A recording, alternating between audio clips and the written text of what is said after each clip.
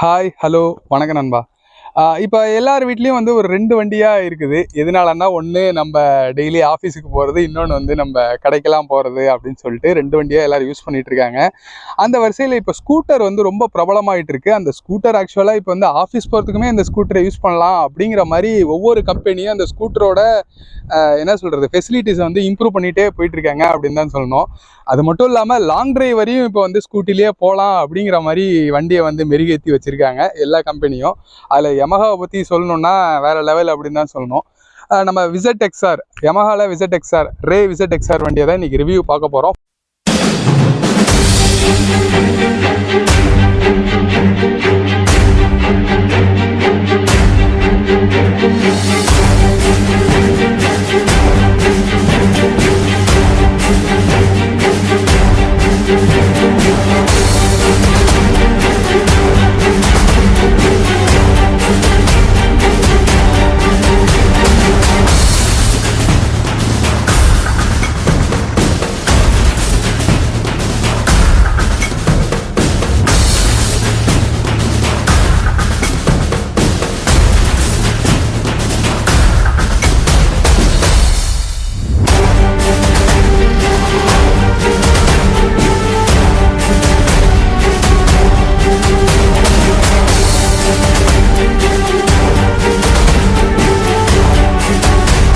இந்த வண்டியை வந்து 3 மாடல் விட்டுருக்காங்க அப்படின்னு தான் சொல்லணும். ஃபர்ஸ்ட் வந்து பேஸ் வேரியன்ட்டு, அடுத்தது வந்து மான்ஸ்டர் எடிஷன் அப்படின்னு சொல்லிட்டு ஒன்று விட்டுருக்காங்க. அதுக்கு மேலே ரேலி எடிஷன் அப்படின்னு சொல்லிட்டு 3 மாடல் விட்டுருக்காங்க.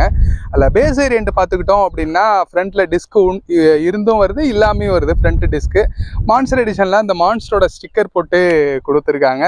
அது மட்டும் இல்லாமல் கொஞ்சம் வண்டி பார்க்குறதுக்கு ஒரு டெரராக இருக்க மாதிரி ஒரு ஃபீல் இருக்கும். அடுத்த ரேலி எடிஷனில் நம்மளுக்கு வந்து ஃபுல் சேஃப்டி கார்டு, இந்த இடத்துல ஸ்டீல் வந்துடும். இதுலேயும் வந்திருக்கு, இருந்தாலும் அதில் ஸ்டீலில் கொடுத்துருப்பாங்க நிறையா. அந்த ரேலி எடிஷனில் கொஞ்சம் எக்ஸ்ட்ரா ஃபிட்டிங்ஸ் எல்லாம் கொஞ்சம் அதிகமாக போட்டு கொடுத்துருக்காங்க சேஃப்டி பர்பஸுக்காக.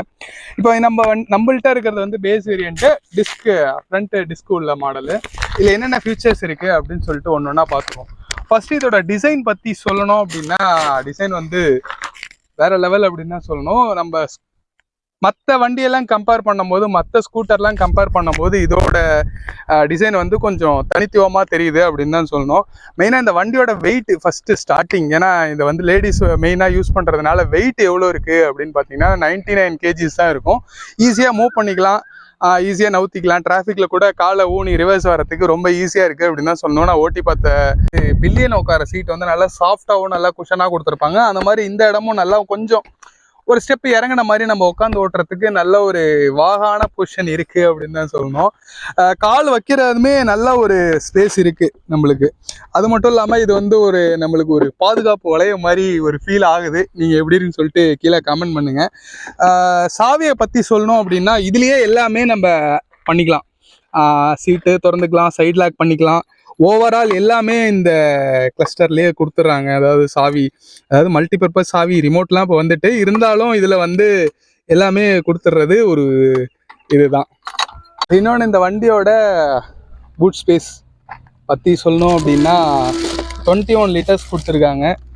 ஒரு நல்ல ஒரு பூட் ஸ்பேஸ் அப்படின்னு தான் சொல்லணும். ஒரு ஃபுல் ஹெல்மெட்டை உள்ளே வச்சு சைடில் கொஞ்சம் திங்ஸ் வச்சுக்கலாம், ஈஸியாக இருக்கும். பெட்ரோல் டேங்க்கு இங்கே வந்துடுது. பெட்ரோல் டேங்க் எவ்வளோனா 5.2 லிட்டர் நினைக்கிறேன். டேங்க் ஃபுல்லு 5 லிட்டர்ஸ் வந்துடும். எல்லாமே இதிலே கொடுத்துருக்காங்க. கொஞ்சம் இது வந்து ஒரு கஷ்டமாக இருக்குது. இப்போ வந்து இந்த டிவிஎஸ் ஜூபிட்டர்லாம் சைடில் இங்கேயே கொடுத்துறாங்க. சீட்டை ஓப்பன் பண்ணாமல் டக்குன்னு பெட்ரோல் போடுறதுக்கு ஈஸியாக இருக்குது. இது கொஞ்சம் கஷ்டமாக இருக்கும். இதுதான் எனக்கு தெரிஞ்சு இந்த வண்டியில் ஒரு சின்ன குறை அப்படின்னு தான் சொல்லணும். இன்ஸ்ட்ருமெண்ட் கிளஸ்டர் வந்தெல்லாம், இன்ஸ்ட்ருமெண்ட் கிளஸ்டரில் ஒரு நல்ல ஒரு கன்சோல் அப்படின்னு தான் சொல்லணும். டிஜிட்டல் இன்ஸ்ட்ருமெண்ட் கிளஸ்டர் கொடுத்துருக்காங்க. இதில் பார்த்துட்டோம் அப்படின்னா ஒய் கனெக்ட் ஆப் மூலயமா எல்லா வண்டியும் போலையும் இந்த வண்டிலையும் ஒய் கனெக்ட் ஆப்பில் நம்ம யூஸ் பண்ணிக்கலாம். நம்ம எவ்வளோ ஆக்சலரேஷன் கொடுக்குறோம், எக்கனாமிக் மோடில் போதா, எல்லாமே ஒய் கனெக்ட் ஆப் மூலியமாகவும் நம்ம பண்ணிக்கலாம். இதுலேயே வந்து நிறைய ஆப்ஷன்ஸ் கொடுத்துருக்காங்க. இல்லை ஆவரேஜ், மெயினாக வந்து ஆவரேஜ் 54 கிலோமீட்டர்ஸ் கட்டதா, மைலேஜ் வந்து 52 to 60 சொல்கிறாங்க. இது வரையும் ஆவரேஜே பார்த்தோம்னா 54 வரையும் மைலேஜ் காட்டுது. அப்புறம் ட்ரிப்பு எல்லாமே இதிலே வந்துடுது. அதனால் இது வந்து ஓடும். அப்புறம் ஃபியூவல் எக்கானமி, ஆவரேஜ் ஃபியூவல், எல்லாமே வந்து இந்த இன்ஸ்ட்ருமெண்ட் கிளஸ்டரில் கொடுத்துட்றாங்க. பட்டன்ஸ் பற்றி பார்த்தோம்னா இன்னொரு முக்கியமான ஃபியூச்சர் என்ன அப்படின்னு கேட்டிங்கன்னா இந்த ஆன் ஆஃப் பட்டன். இது எதுக்கு அப்படின்னா நம்ம ஒரு சிக்னலில் நிற்கும் போது இந்த ஆனில் இருந்தது அப்படின்னா ஆட்டோமேட்டிக்காக வண்டி ஸ்டாப் ஆகிடும். பிரேக்கையும் ஆக்சிலேட்டர் கொடுத்தா போதும், வண்டி ஆட்டோமேட்டிக்காக ஆன் ஆகி போயிடும். நம்ம வந்து செல்ஃப் ஸ்டார்ட் அழுத்தணும் அப்படின்னு அவசியம் இல்லை.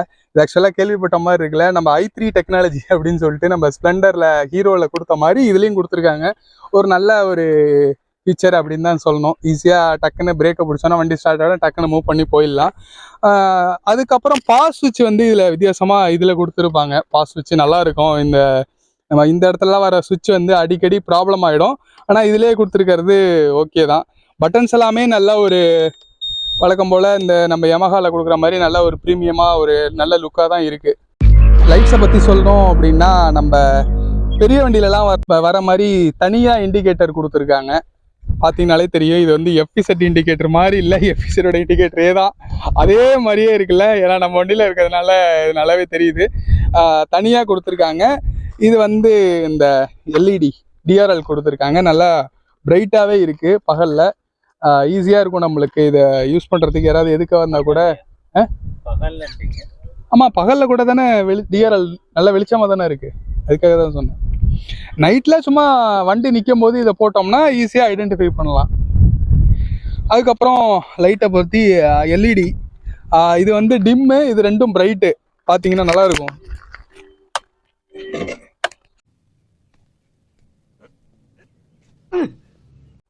ஸ்டார்ட் பண்ணாதான் எரியும்.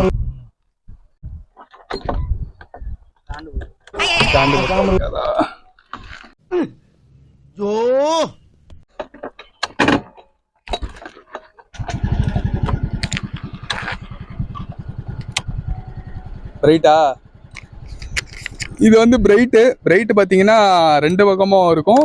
இது வந்து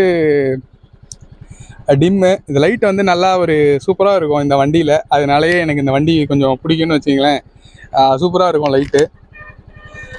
அதுக்கப்புறம் இன்னொரு ஒரு மெயினான விஷயம் என்ன அப்படின்னு கேட்டிங்கன்னா சைடு ஸ்டாண்டு போட்டிருந்தா வண்டி ஸ்டார்ட்டே பண்ண முடியாது. அந்த சென்சார் கொடுத்துருக்காங்க, ரொம்ப ஒரு பெனிஃபிட்டாக இருக்கும். ஏன்னா இப்போ ஒரு லேடிஸ் வந்து இப்போ ஸ்டார்டிங்கில் இப்போ வண்டி ஓட்ட கற்றுக்குறாங்க அப்படின்னா சைடு ஸ்டாண்டு எடுக்காமல் தான் நிறைய பேர் போகிறாங்க.